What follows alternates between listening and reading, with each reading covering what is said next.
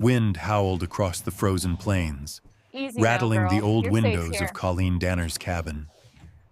The sun had barely lifted its cold blue face over the horizon, painting the New Mexico grasslands in sharp, pale gold. Here, at the edge of nowhere, Colleen lived alone.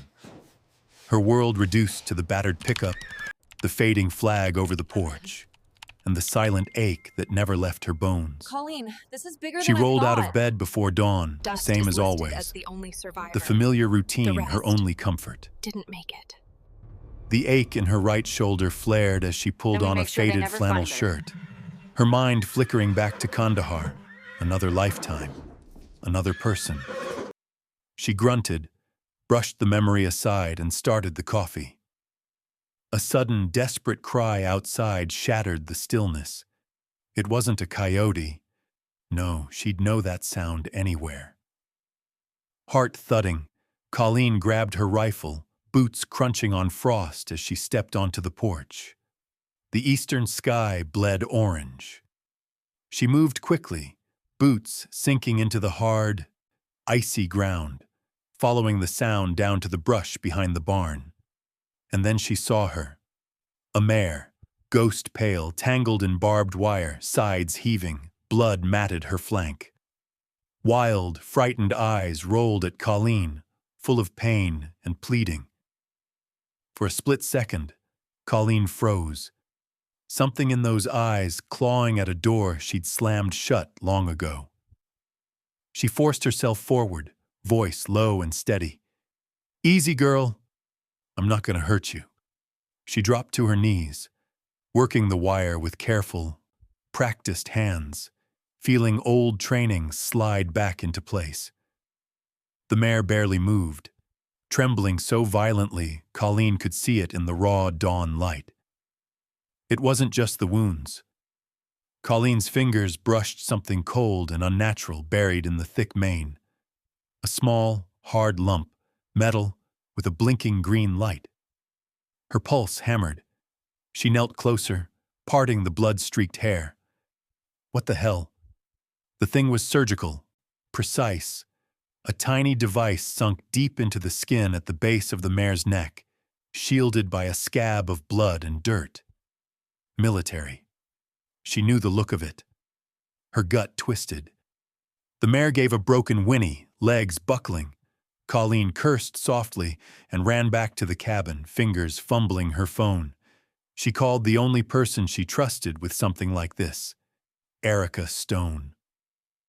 Erica showed up in 20 minutes, out of breath, old vet kit clutched to her chest, her blonde hair escaping from a ponytail. "Colleen, you sound like you saw a ghost." "Not a ghost, a Mustang. She's in bad shape, Erica. And there's something inside her." Erica didn't waste time. She fell into her old rhythm, snapping on gloves, murmuring soft encouragements as she cleaned the mare's wounds. She whistled, "You weren't kidding. What's this?" Erica probed the lump at the mare's neck, brow furrowing. "Never seen anything like it." Colleen crouched at Dust's head, steadying her. The mare's breathing was shallow. "She just showed up. Nobody around for miles. The wire's not from my fence. Erica, that's not a tracking chip. That's military." Erica glanced at her, worry etching her face. "You sure?" "I'm sure.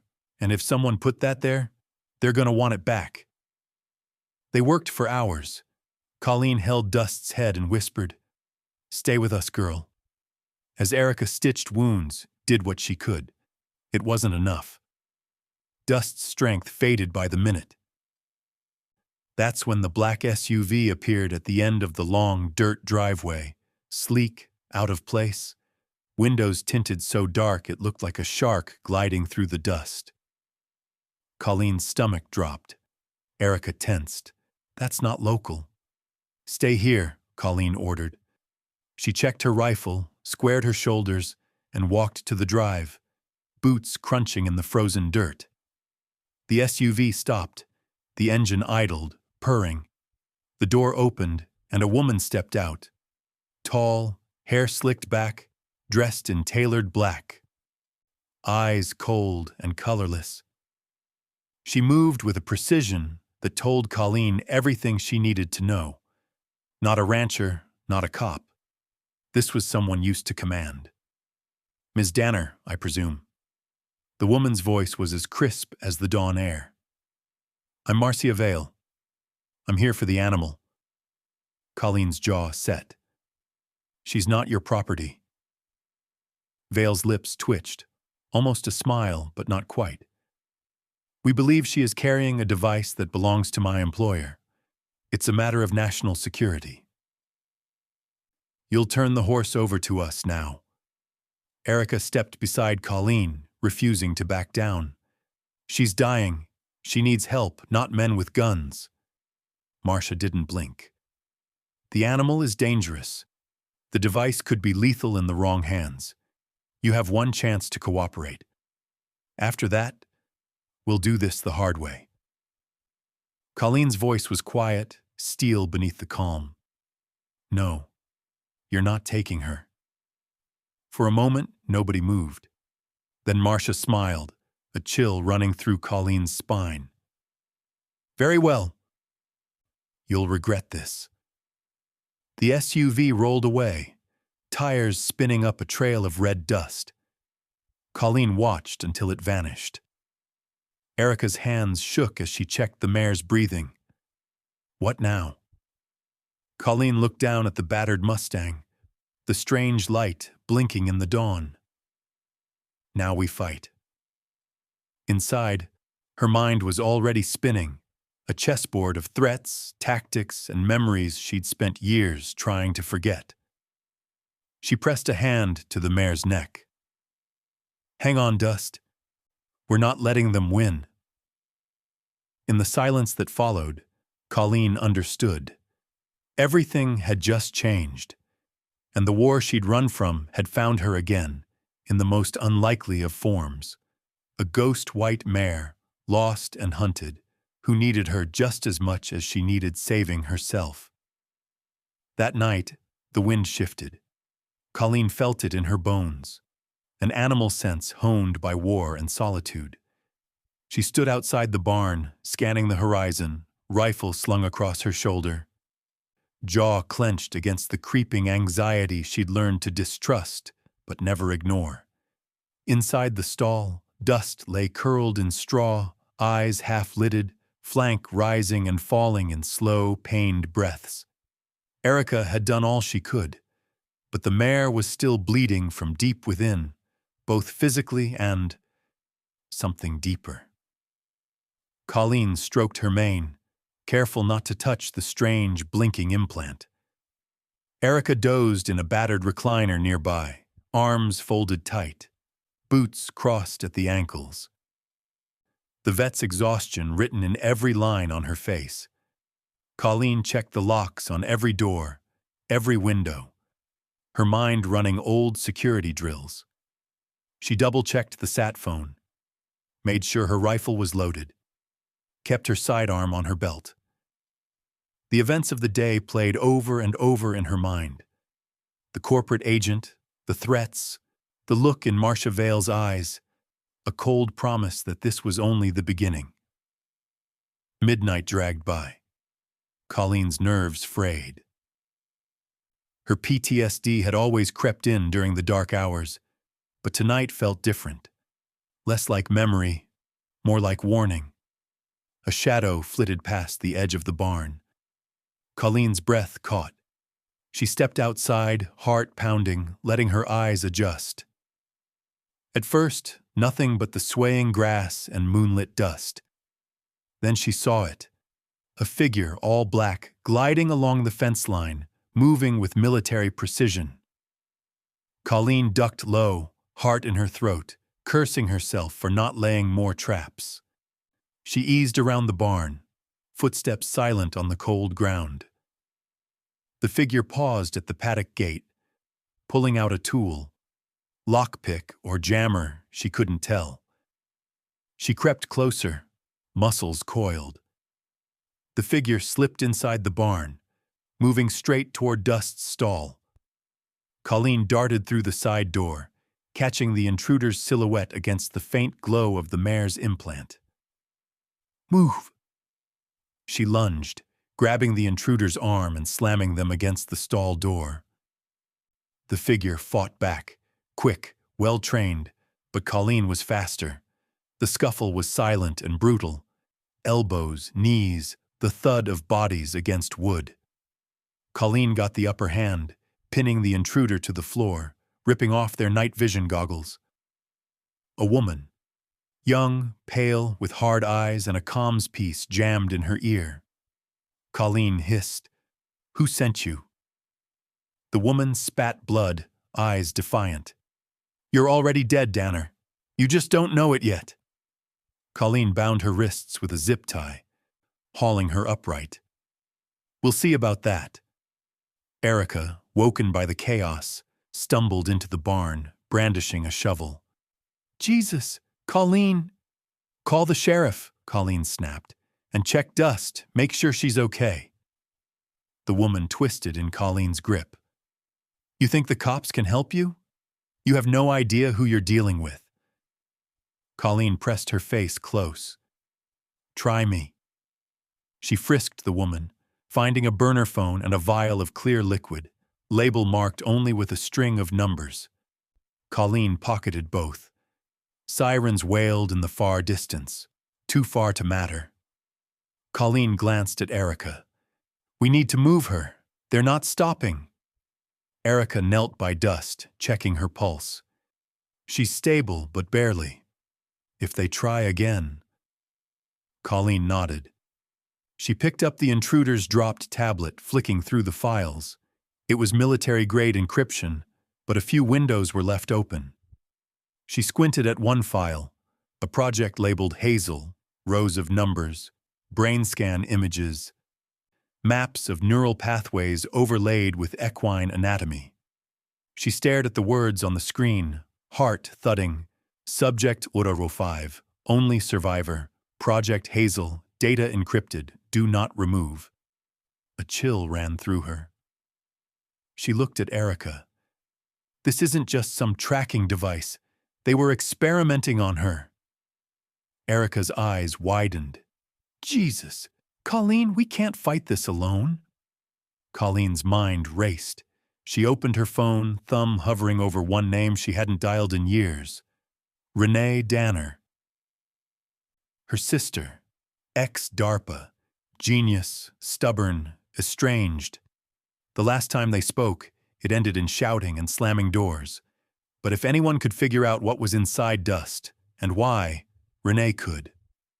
She swallowed her pride and dialed. It rang and rang. Finally, a groggy voice, edged with irritation, answered. "Colleen, what the hell? It's 2 a.m. I need your help," Colleen said, voice tight. "It's urgent. I found a Mustang with a military implant. It's like nothing I've ever seen. They're sending people after her." A pause. "Is this some kind of joke?" "No, please, Renee. I'm sending you photos now. This is big, dangerous." On the other end, silence. Then, "Send everything. I'll call you back." Colleen snapped pictures of the device, the files, the woman she'd tied up in the barn. She tried not to think about what she was dragging Renee into. An hour later, Renee called back, voice wide awake, sharp.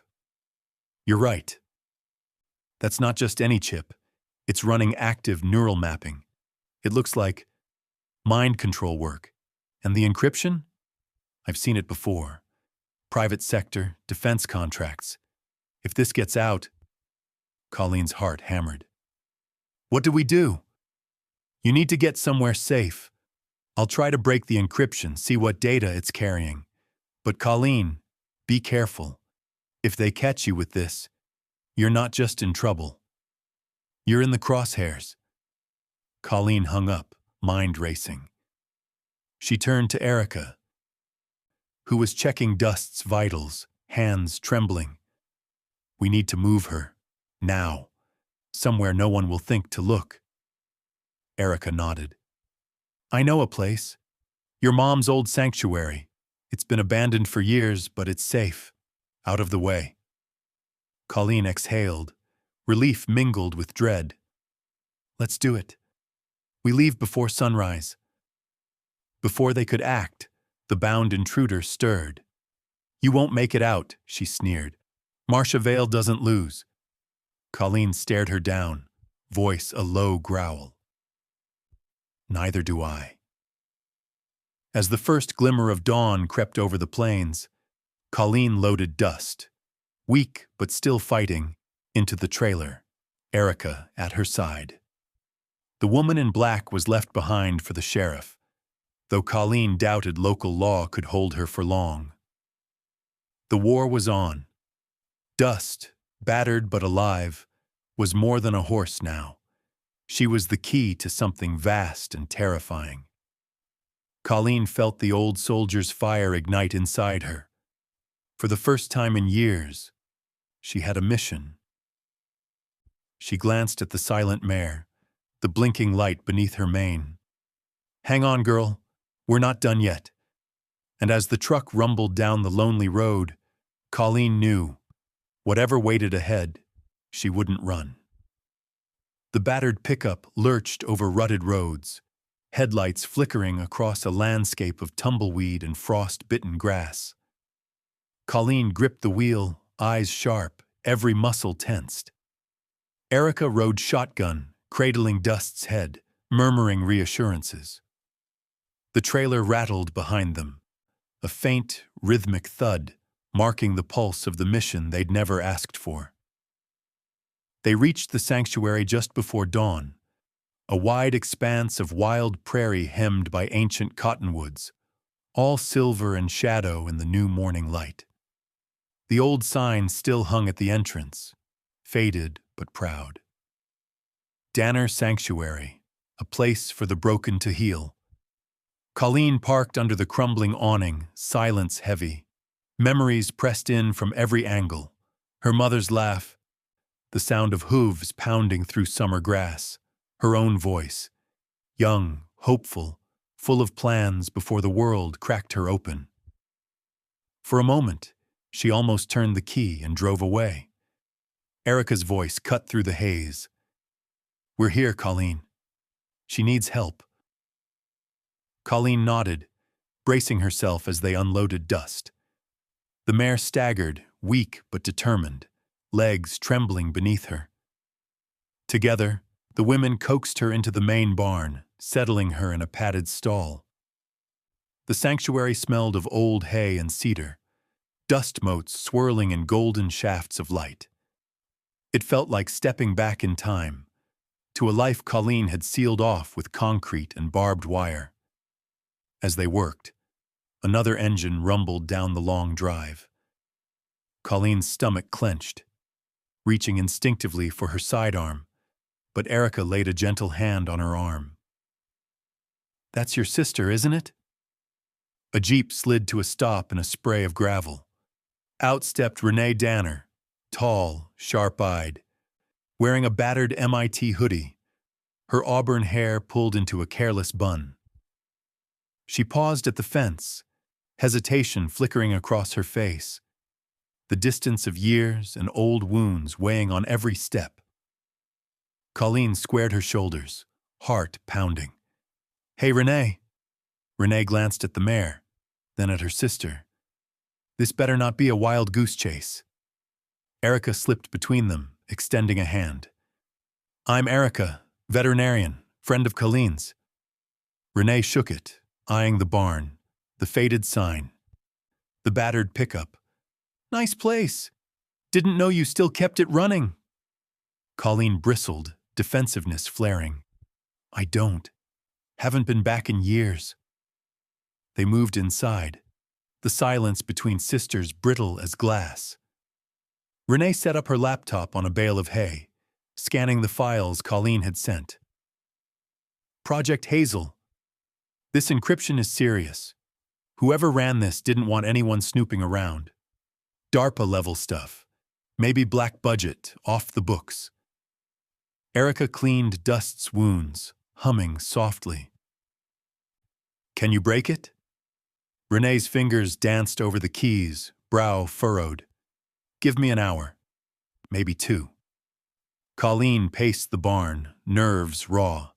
She'd spent years dodging landmines, snipers, and her own nightmares, but nothing rattled her like family. She watched Renee work, saw the old stubborn tilt of her chin, the way her jaw clenched when she hit a wall. Erica, sensing the tension, tried to ease them in. Your mom must have loved this place. You ever think of reopening it? Colleen shook her head, staring out at the empty paddocks. I can't. Not after. She caught herself. The air thickened. Renee didn't look up, but Colleen saw her hands pause just for a second. Erica pressed on. Horses are good for people, for healing. Maybe that's why Dust found you. For a while, nobody spoke. Just the steady hum of the laptop, the soft snort of the mare, and the sun creeping higher, painting the sanctuary in gentle gold. Dust shifted, struggling to her feet, eyes wary but calm. Something about her presence, quiet, wounded, stubborn, seemed to settle the barn.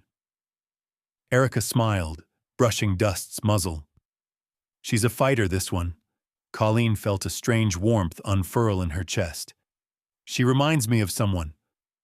Renee smirked, glancing up from her screen.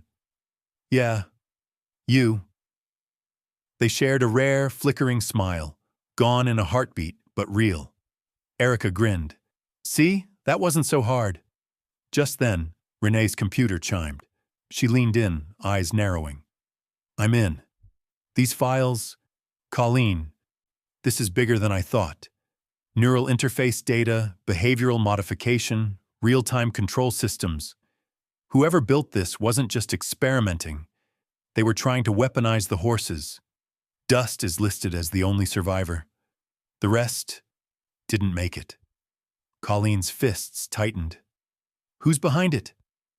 Renee pulled up a document, lines of code cascading down the screen. Morningside Systems, black site contracts, lots of shell companies.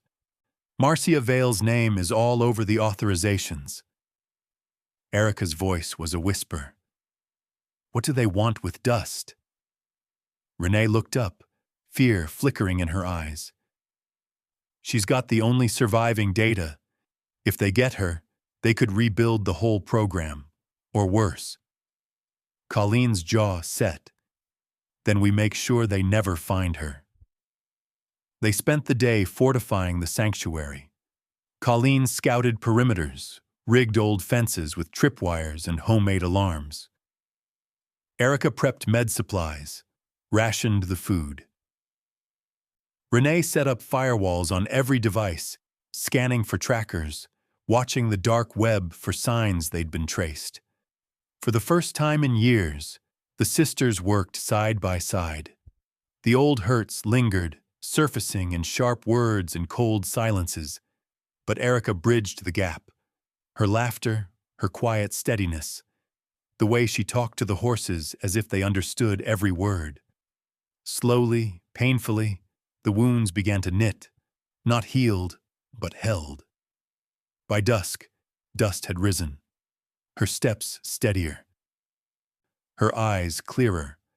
She wandered the paddock, greeted by a handful of wild horses who still haunted the sanctuary. Something shifted in the herd that night. Dust, battered and strange, became their leader, her calm presence soothing the flighty geldings, the orphaned foal, even the old, half-blind mare who'd survived a mountain lion years before. Colleen watched from the porch, a mug of coffee warming her hands. She felt the stirrings of hope, faint, fragile, but growing.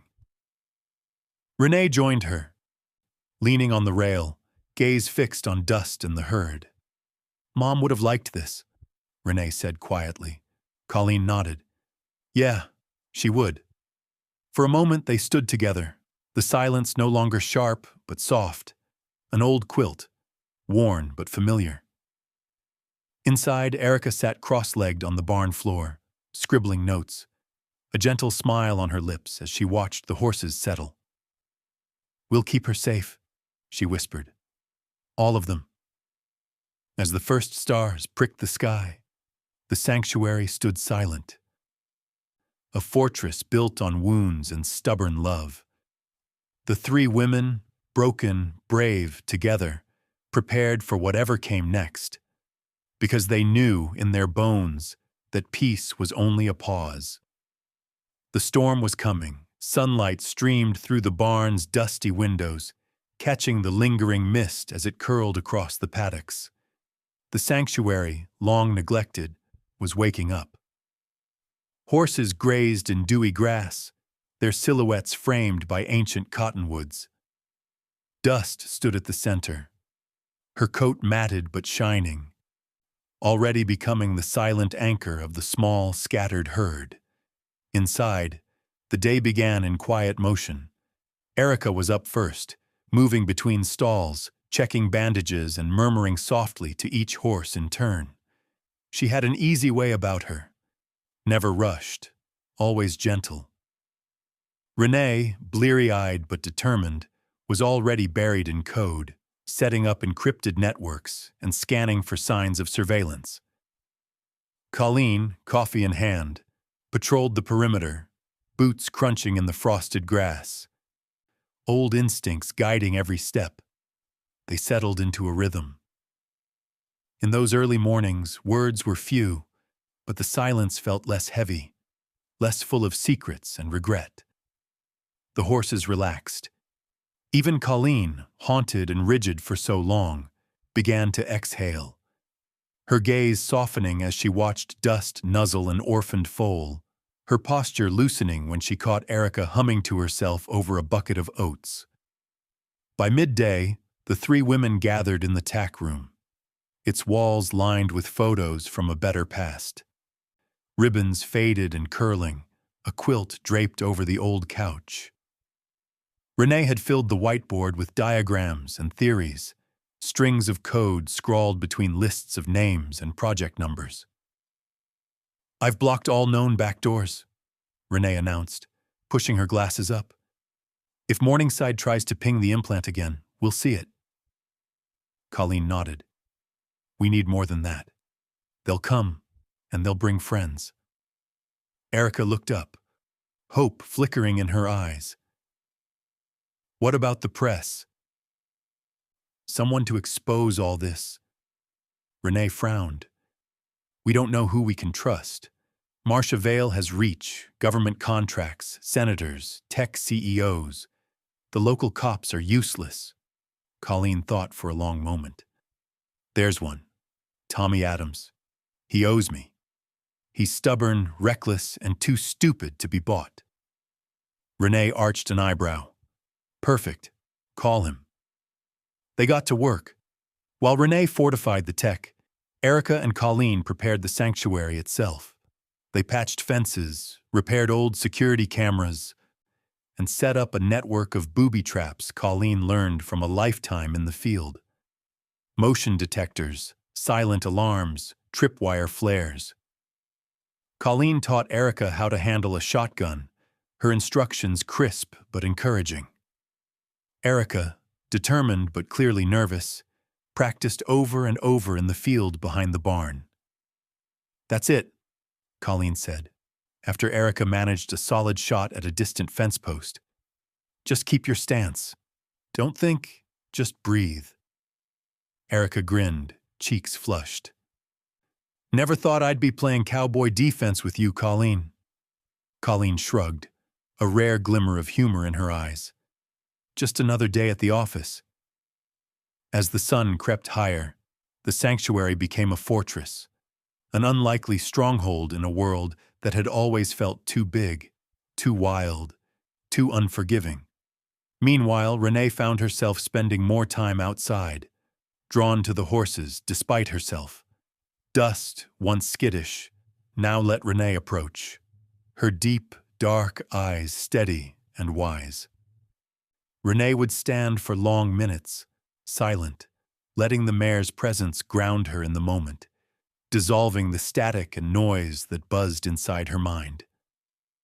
One afternoon, as Renee sat sketching the implant circuitry in her notebook, Erica joined her in the paddock, leading a nervous foal. They watched as Dust gently nudged the foal, guiding it toward water, her manner calm and maternal. "Funny," Erica said, "how she's the only one who really knows what happened to her." "And she can't tell us," Renee nodded. "She tells us enough. Look at her, still standing, still leading." Erica studied Renee, the lines of tension still etched in her face.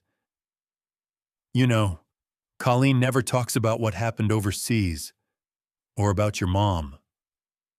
Renee's jaw tightened. She's not the only one with ghosts. The conversation lingered, awkward but honest. Erica, sensing an opening, reached for it. "We're all a little broken, but we're still here. That counts for something." That night, Colleen sat by the barn with her phone, the desert wind cool against her skin. She dialed Tommy Adams, former Army journalist turned freelance muckraker, the kind of guy who never let a story die. His voice, rough with sleep but instantly alert, answered on the third ring. "Danner? It's been a while. Didn't expect to hear from you unless someone was shooting." Colleen cut to the chase. "I need you. Big story, dangerous players, animal testing, military tech. A horse with a microchip that could ruin a lot of rich people." Tommy whistled. "Sounds like my kind of trouble. Send me what you've got. I'm heading your way." As she hung up, Colleen glanced toward the pasture. Dust stood on a rise, head high, her body limned in moonlight. The herd clustered around her, quiet and watchful. It struck Colleen how, in a matter of days, the sanctuary had changed, not just physically, but in spirit. The fear that once held them all tight was loosening, replaced by a stubborn hope. Inside, Erica brewed strong coffee while Renee and Colleen pored over maps and blueprints. They planned evacuation routes, discussed what-ifs, argued over details, sometimes snapping at each other, but always circling back to the same fierce determination. No one was going to take Dust, not without a fight. By the time Tommy arrived, the sanctuary was running on adrenaline and grit. He rolled up in an old Jeep, beard scruffy, eyes bright with curiosity and nerves. He took one look at the mare, at the three women, hardened, exhausted, united, and grinned. "Damn, Colleen, when you go dark, you go all the way." She smirked, shaking his hand. "Nice to see you too, Adams. Welcome to the eye of the storm." They filled him in, showing him everything. The files Renee cracked, the footage of Dust's surgery, the data showing neural mapping and failed animal experiments. Tommy, seasoned but shaken, promised to get the truth out.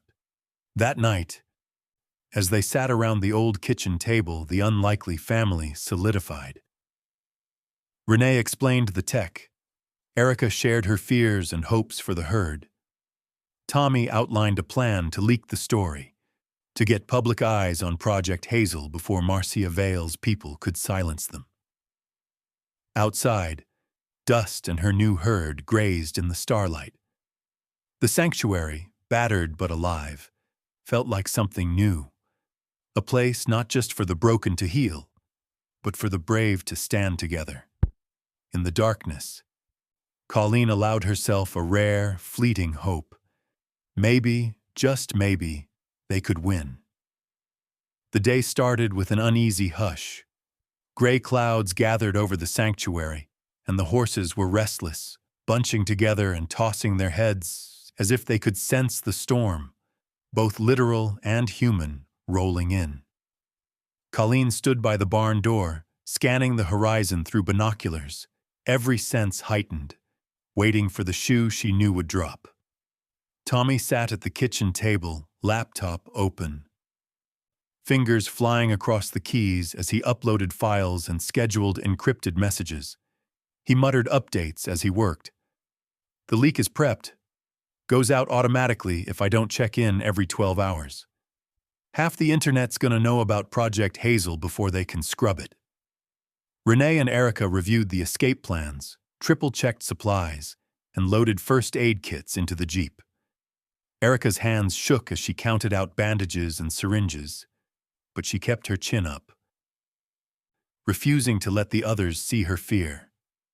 In the paddock, Dust grazed near the younger horses, staying close, her body language protective and alert.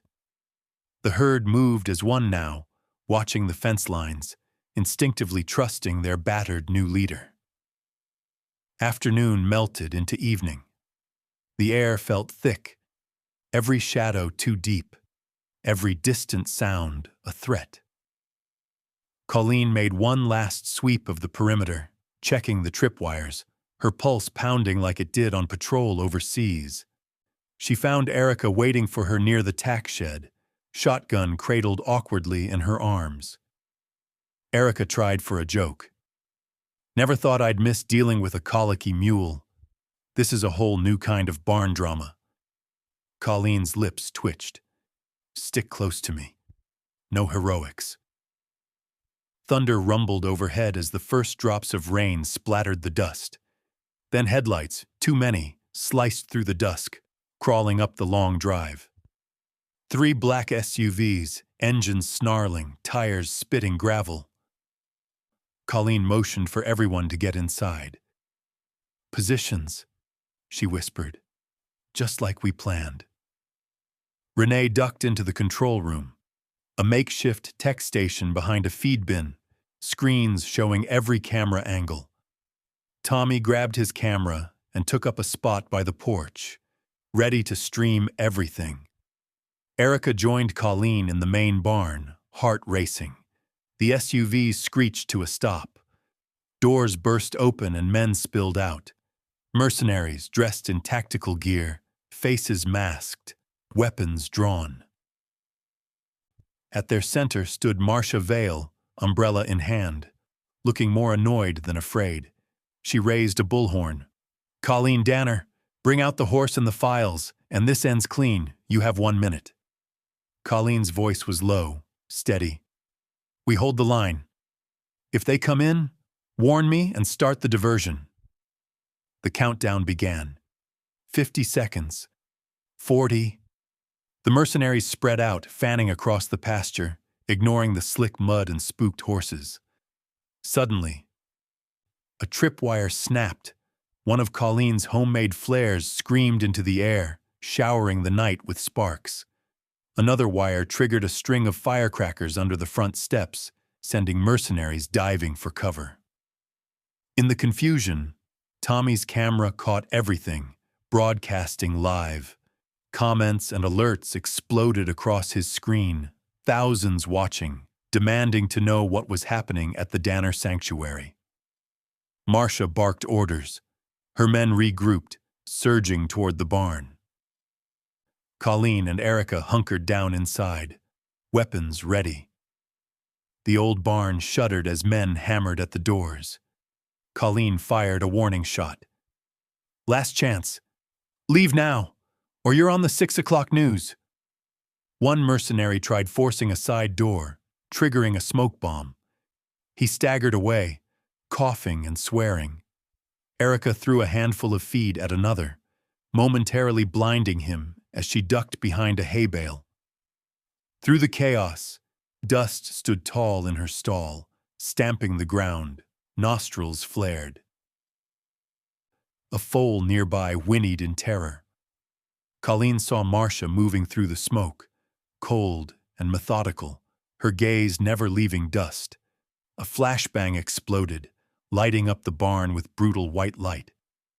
For a moment, everyone froze, ears ringing, vision swimming. Then the mercenaries surged inside. Colleen dropped one with a quick jab to the solar plexus, knocking his rifle away. Erica swung a shovel at another, buying precious seconds. Tommy's camera captured it all. grainy, frantic, but unflinching. Suddenly, a desperate scream. One of the foals had gotten loose, darting into the chaos. A mercenary raised his weapon, aiming to clear a path, but Dust lunged, placing herself between the foal and danger. The mare reared up, striking out, knocking the man back with a ferocity none expected. In the melee, Colleen saw her chance. She tackled the nearest mercenary, grabbing his radio. "You're outnumbered," she bluffed, voice full of authority. "Back off before the whole world sees what you're doing." Outside, more headlights flashed. Neighbors drawn by the live stream, some in pickups, some on horseback, all shouting. The community was coming, lines between fear and courage dissolving in the heat of battle. Realizing the tide was turning, Marcia gave a furious signal. The mercenaries began to withdraw, firing warning shots into the ground as they retreated. Marcia lingered just long enough to lock eyes with Colleen, a promise of future retribution. As the SUVs peeled out, mud spraying, silence fell. The barn was battered, windows shattered, tools scattered everywhere. Erica collapsed onto a feed sack, breathing hard. Tommy checked his camera, grin wide. "We just went viral, Colleen. You think they'll come back?" Colleen looked at Dust. Blood trickled down the mare's leg, her eyes wild but triumphant. She limped toward the foal, nudging it close, refusing to leave her herd. The sight lit a fire in Colleen's chest. Pride, anger, determination. "They'll come back," she said quietly, voice like steel. "But so will we." Renee joined them, shaking but unbroken. She hugged Colleen, awkward, brief, but more than they'd managed in years. Erica knelt by Dust, patching her wounds with tears streaming down her face. "Brave girl," she whispered. "You saved him. You saved all of us." As the storm broke overhead, lightning illuminating the battered sanctuary, Colleen understood. The battle was only beginning, but they weren't alone anymore. Dust, wounded but unbowed, was a symbol, one the world was finally watching.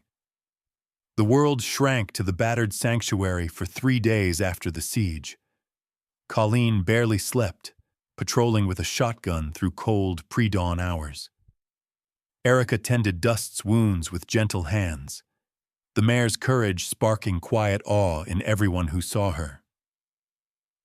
Tommy fielded calls from journalists, politicians, and strangers offering everything from legal advice to tinfoil hat conspiracy theories.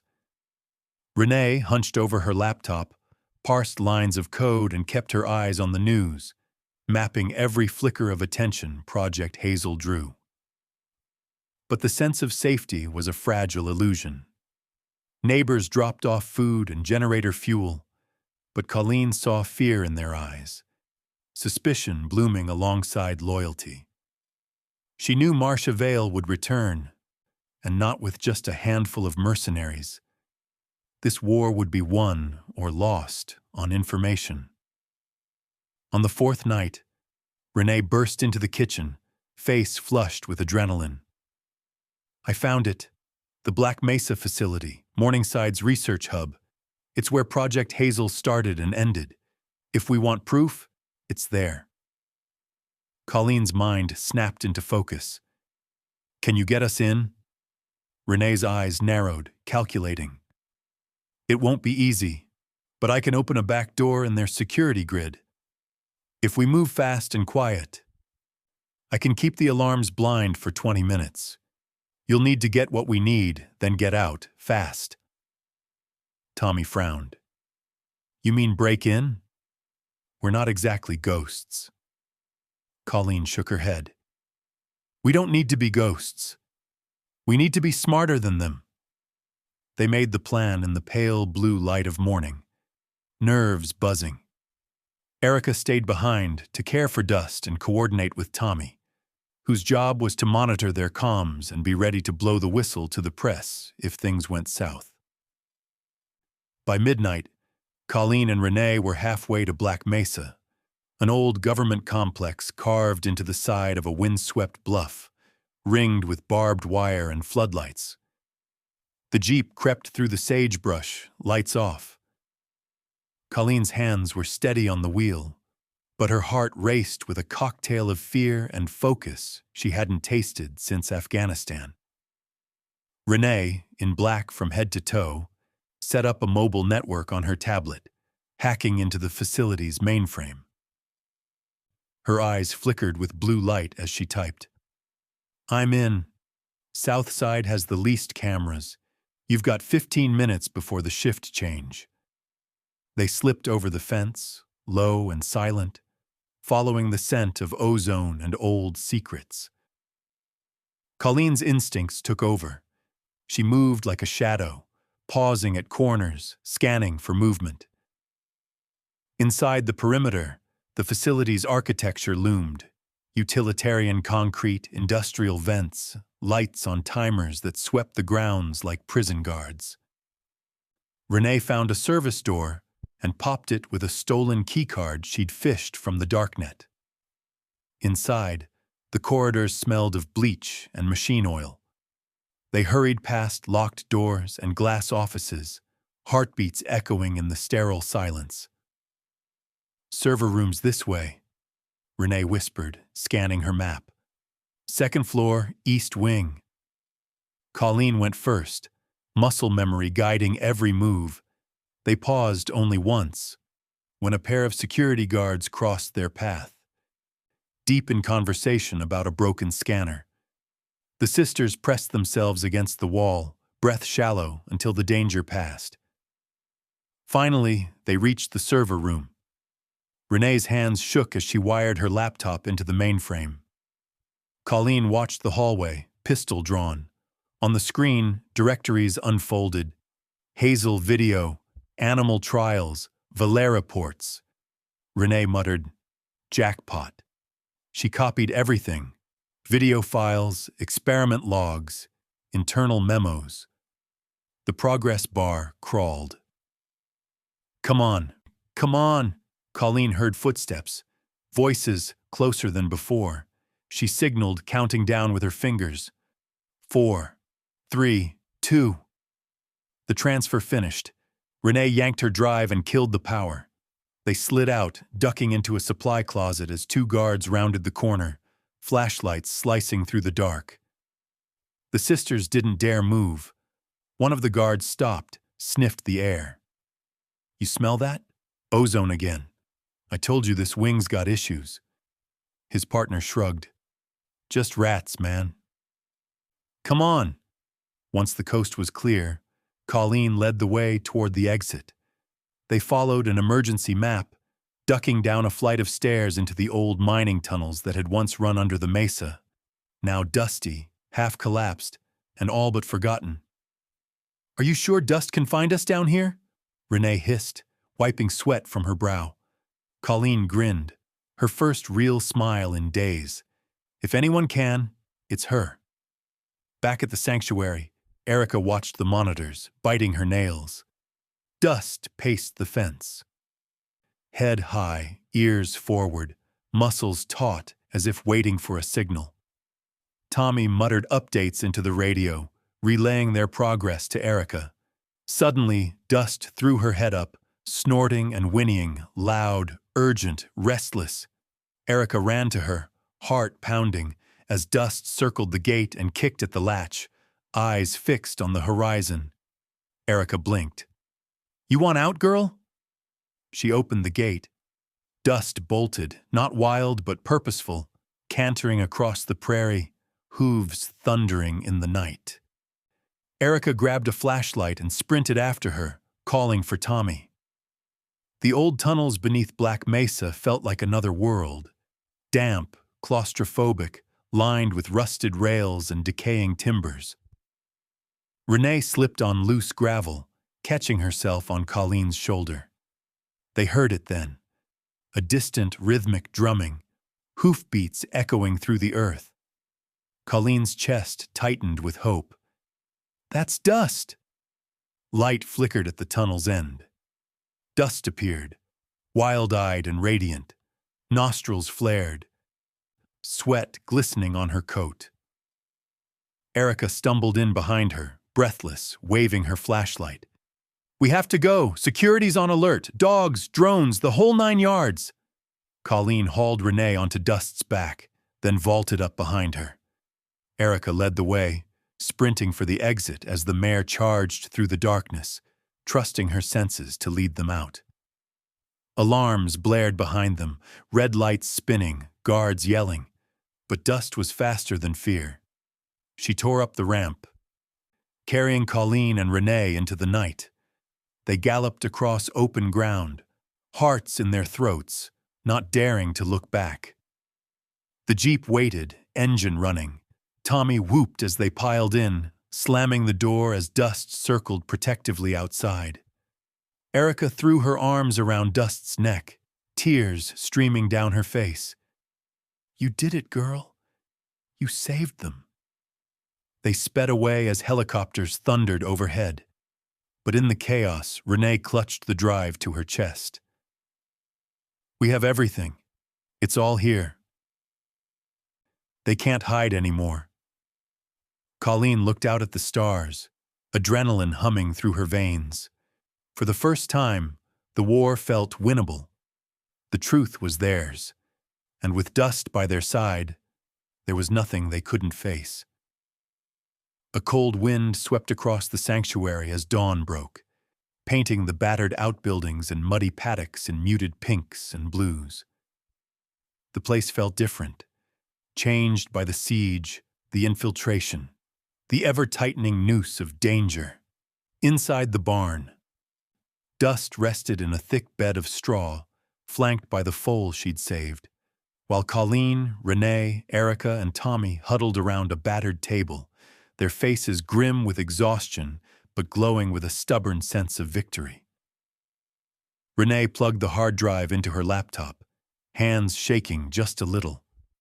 "Everything's here. Video logs, internal memos, trial data, Morningside's entire dirty history on Project Hazel." She looked at Tommy. "If we leak all of it," he finished her sentence, his voice hoarse.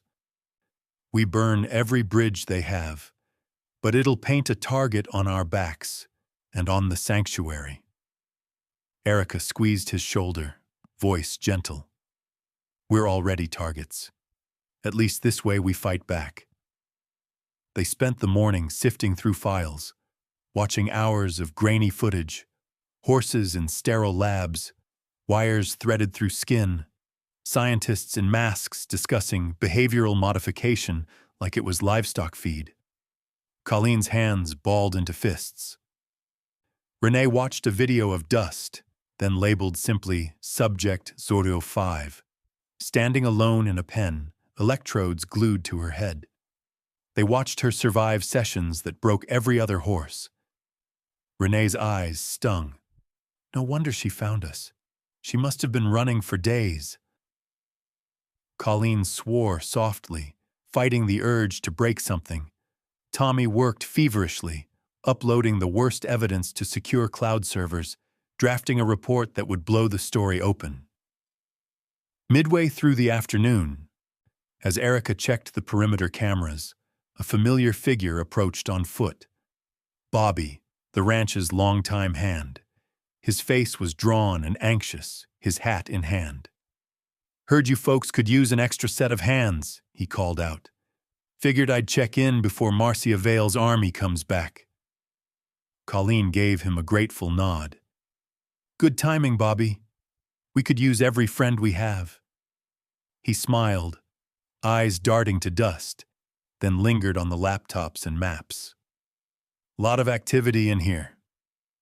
Looks like you're running a command center, not a barn." Tommy laughed. "Yeah, well, we like to keep busy."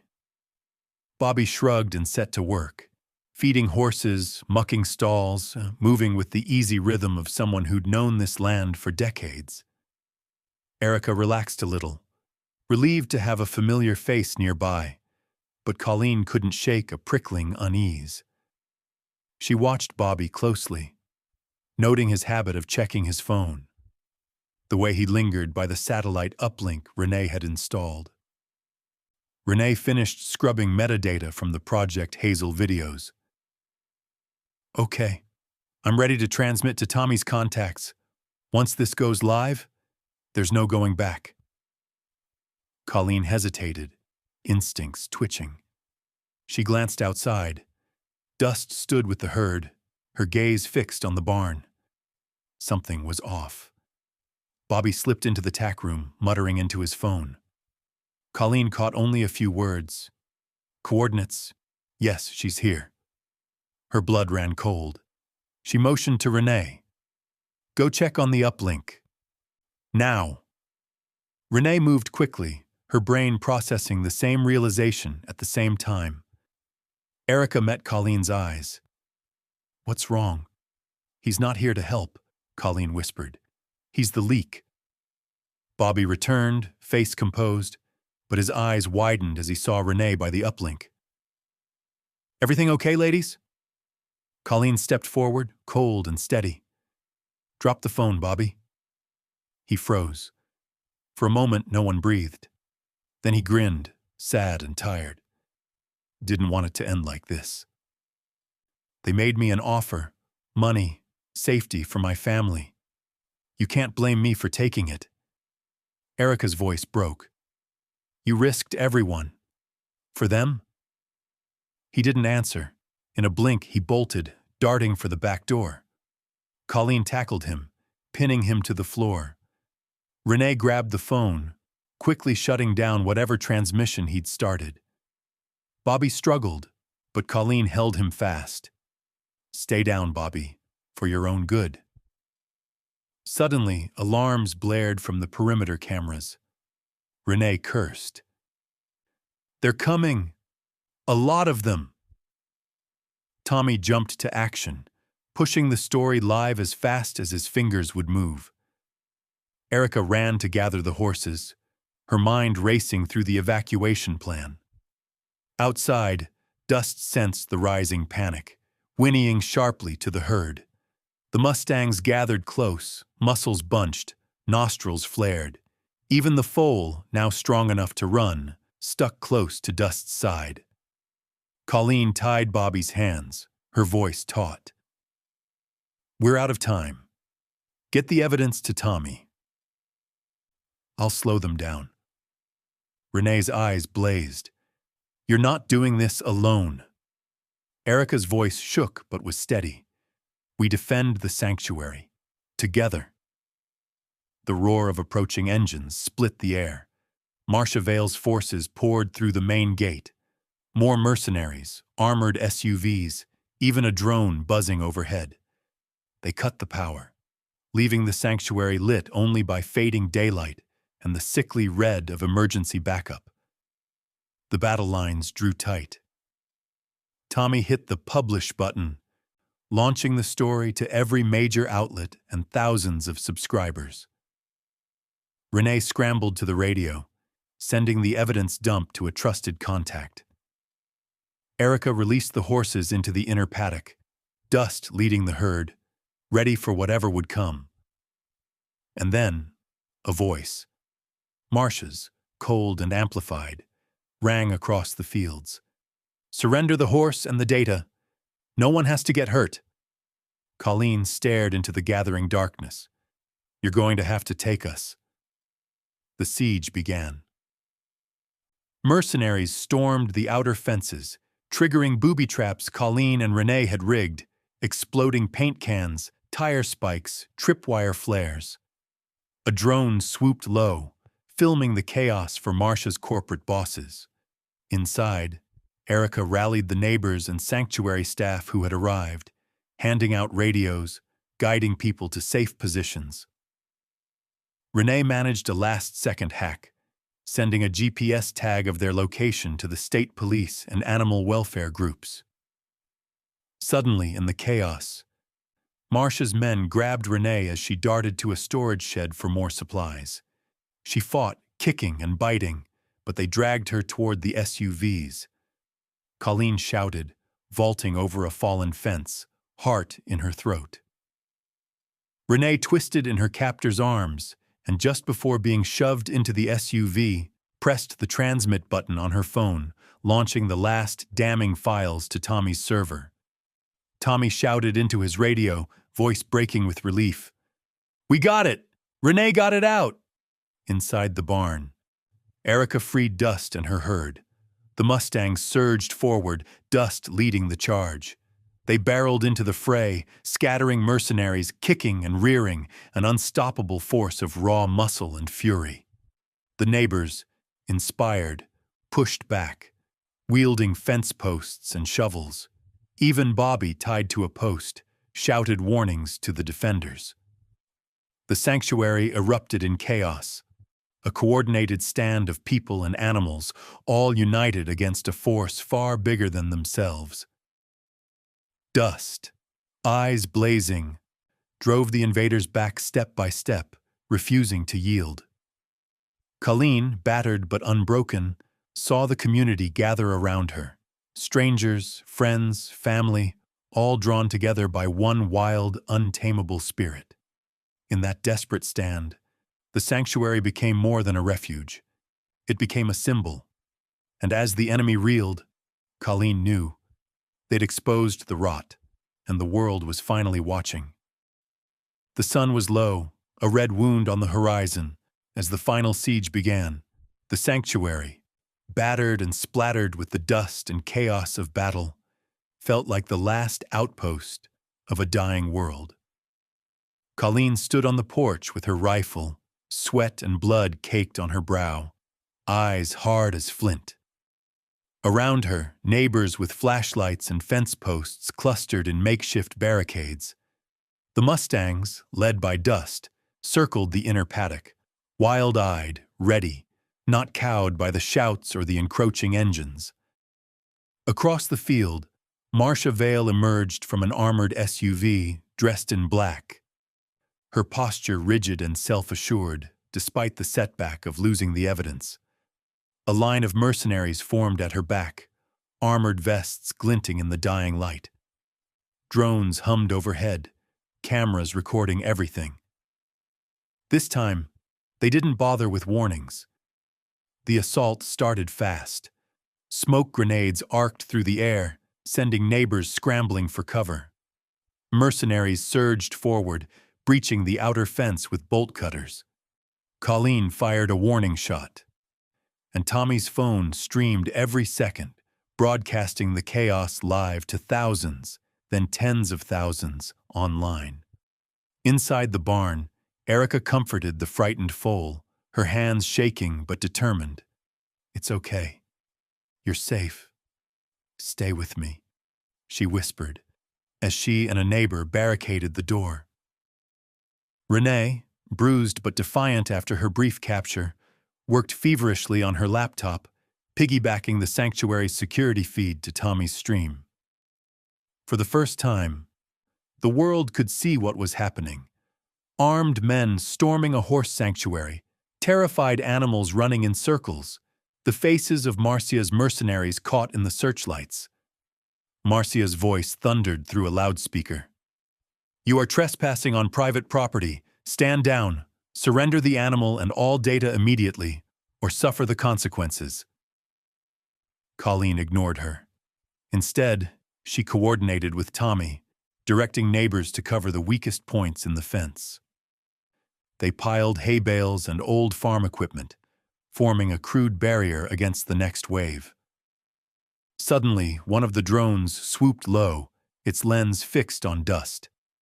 Marcia barked new orders, and two mercenaries broke from the line, sprinting toward the paddock with tranquilizer rifles. Colleen shouted, "Renee, cut the lights on the west fence!" Renee typed frantically, and the floodlights flickered, plunging that side of the field into deep shadow. The attackers hesitated, blinded, and Dust took her chance. She bolted, leading the herd in a mad dash around the paddock, drawing the mercenaries away from the barn. Tommy kept his phone pointed at the action, narrating breathlessly. "They're after Dust. You can see the lead mare. She's not backing down. Look at her go." On the far side, A group of neighbors surged forward, swinging fence posts and shouting, pushing the mercenaries back. Erica, spotting a lone intruder near the barn, smashed a water bucket over his head, then helped her neighbor tie him up with a lasso. As the battle raged, Marcia herself strode toward the barn, flanked by her two top men. Colleen stepped into her path, rifle raised, hands steady. Their eyes met, a decade of anger, pain, and betrayal crackling in the space between them. Marcia smirked. "You can't win, Danner. This land, this animal, they're nothing. You're risking your life for a bunch of broken-down Mustangs and data nobody cares about." Colleen didn't blink. "That's where you're wrong. The world's watching now, and you just made it clear exactly who the real animal is." Renee's voice echoed from inside the barn, piped through Tommy's phone. "We're live, Marcia. Everything you say and do is being recorded." Marcia's smile faltered, but she pressed on, gun drawn. "Hand it over, now, or you're all going down with her." Suddenly, Tommy's stream was flooded with comments. Reporters demanding answers, senators calling for intervention, animal rights activists shouting for justice. Police sirens wailed in the distance, the sound growing closer. In the chaos, Dust spotted Marcia advancing and positioned herself between the barn and the mercenaries. The herd gathered behind her, refusing to break ranks. Marcia raised her gun, aiming at Dust, her hand trembling just enough for Colleen to notice. And then Erica stepped from the barn, her hands raised. "Don't! She's just a horse. If you shoot her, every person watching will know what you are." Marcia hesitated, her mask slipping. "They won't remember by morning. The world forgets." Colleen's voice cut the air. "Not this time."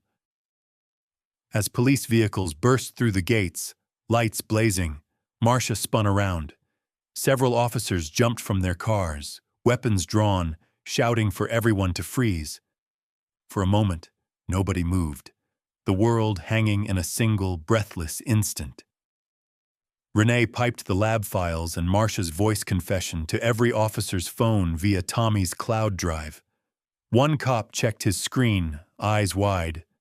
"She just confessed. On camera, you're under arrest, ma'am." Marcia backed away, but the mercenaries dropped their weapons, hands on their heads. Police cuffed Marcia as Tommy's stream captured the moment. Her fury, her denial, her threats. The officers moved through the crowd, dispersing the last of Marcia's hired guns. Neighbors embraced. Some wept. Others knelt by the horses, stroking manes and whispering thanks. Erica checked Dust's wounds, finding her battered but unbroken. Colleen slumped to her knees in relief, exhaustion overwhelming her as the adrenaline finally ebbed. Tommy hugged Renee, his voice shaking with emotion. "We did it. The whole world saw. It's over." Outside, dawn broke over the sanctuary, painting everything in gentle gold. Dust lifted her head, whinnying softly, her herd gathering around her, a living symbol of hope, resilience, and wild freedom. The Danner sanctuary was battered, but unbroken, and as news helicopters circled overhead and reporters rushed to the gate, Colleen realized the fight for justice had not only saved the Mustangs, but turned Dust into something greater, a beacon for every cause worth fighting for. The sanctuary was quiet in the days after the siege, the kind of hush that follows a storm. Sunlight pooled on the barn's battered roof, painting gold across the fields where wild horses grazed without fear for the first time in weeks. The air was filled with the scent of trampled grass, fresh hay, and for once, a gentle peace that settled into every corner of the Dannerland. Inside the house, Colleen moved stiffly, bruises blooming on her arms, her shoulder wrapped from an old wound torn open during the last fight. But she didn't complain. She couldn't.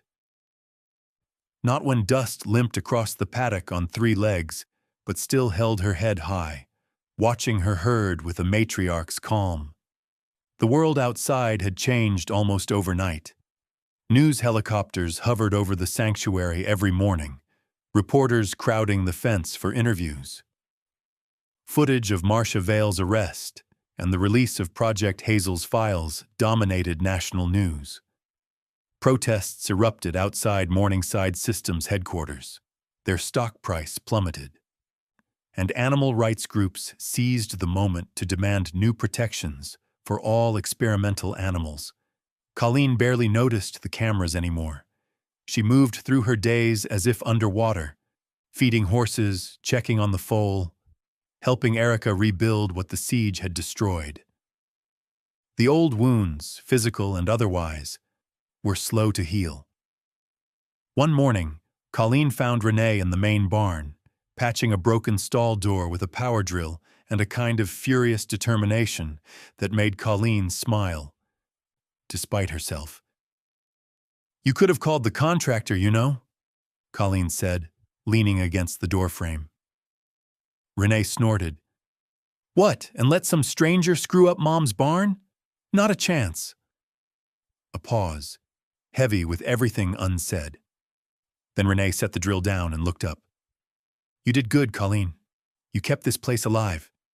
You kept me alive." Colleen felt her throat close. "I almost lost everything. I almost lost you." Renee shook her head. "But you didn't. That's the part that matters."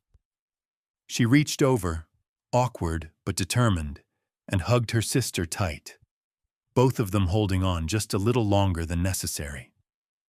Across the yard, Erica worked with a team of volunteers, some locals, some strangers who'd driven across states after seeing the live stream. They hauled fresh hay, rebuilt fences, and checked each horse for lingering injuries. When Erica finished tending Dust's wounds, the mare pressed her nose gently against Erica's cheek, a wordless gratitude that left Erica blinking back tears. The community, once wary and divided, had begun to transform. Neighbors who'd kept their distance now showed up daily, bearing casseroles and construction supplies. Kids painted signs that read, "Dust saved us," and "Protect our horses," and hung them from the fences. The sanctuary, battered and bruised, became a place for people as much as for animals, a safe haven for anyone who needed it. Tommy spent his days on the phone with journalists, lawyers, and lawmakers, fighting to keep the spotlight on Project Hazel and on the laws that needed changing. At night, he collapsed on the porch with Colleen and Renee, sharing stories and silent comfort. One evening, as the sky went lavender over the prairie, Erica sat beside Colleen on the porch steps. "You know, people are already calling this the Dust Law. They're saying no animal can ever be used like that again.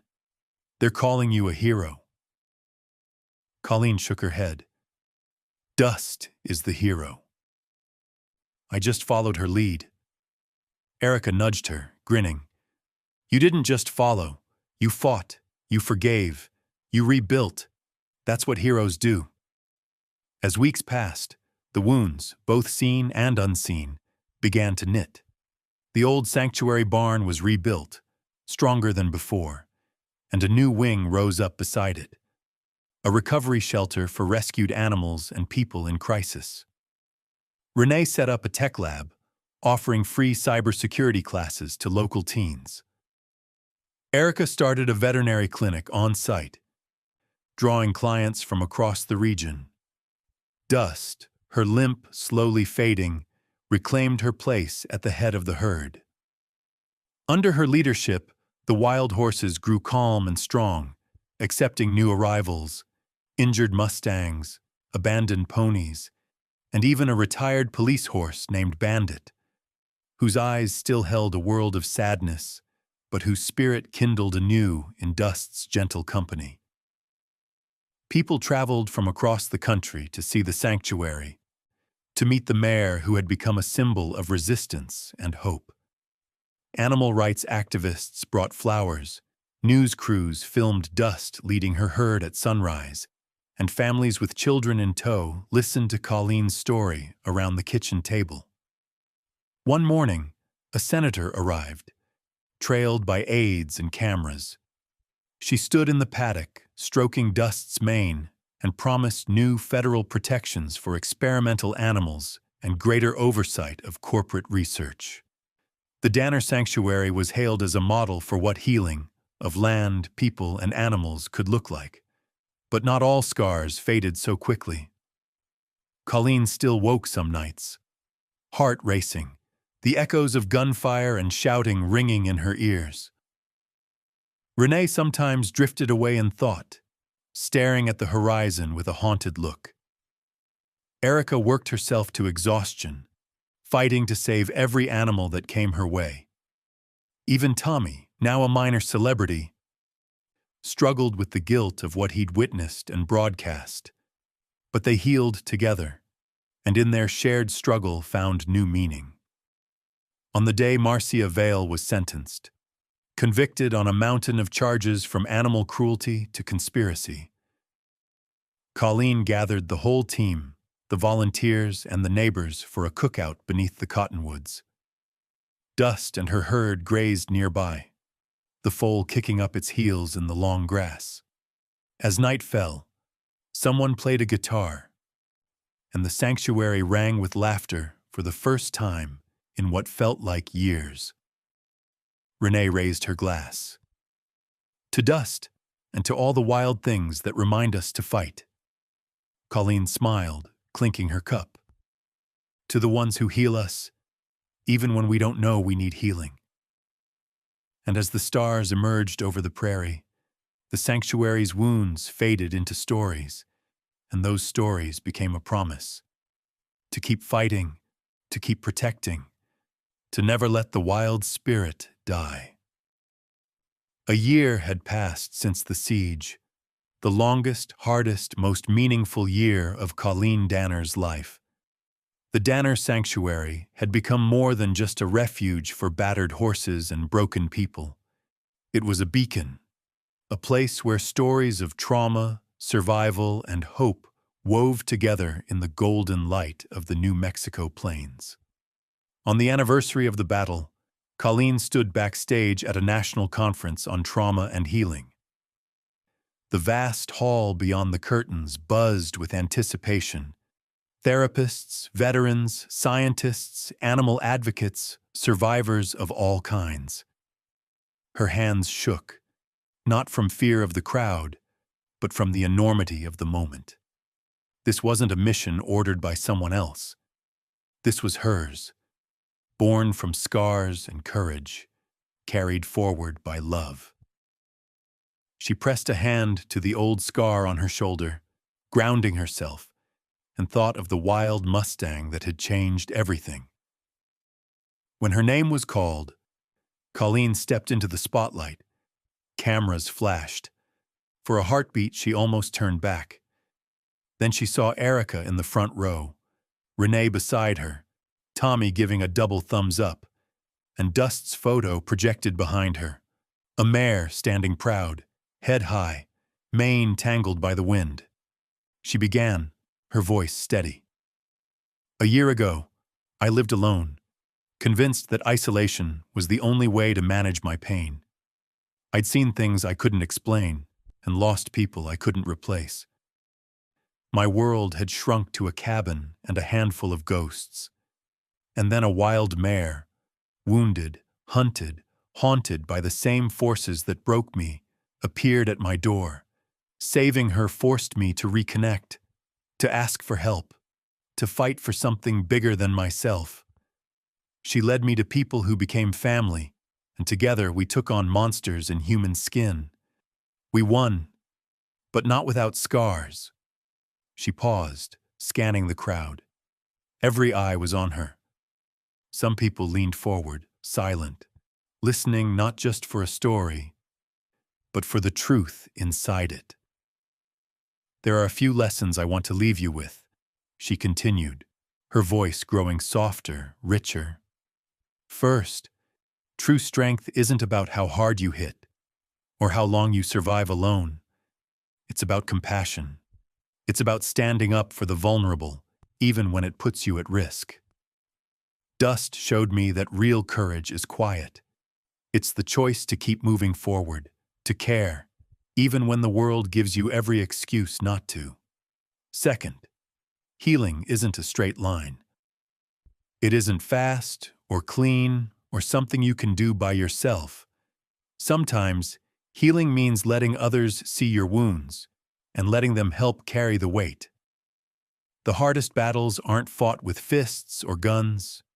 They're fought in kitchens, barns, and quiet moments when you choose forgiveness instead of anger. And finally, progress, technology, even justice must serve humanity, not the other way around.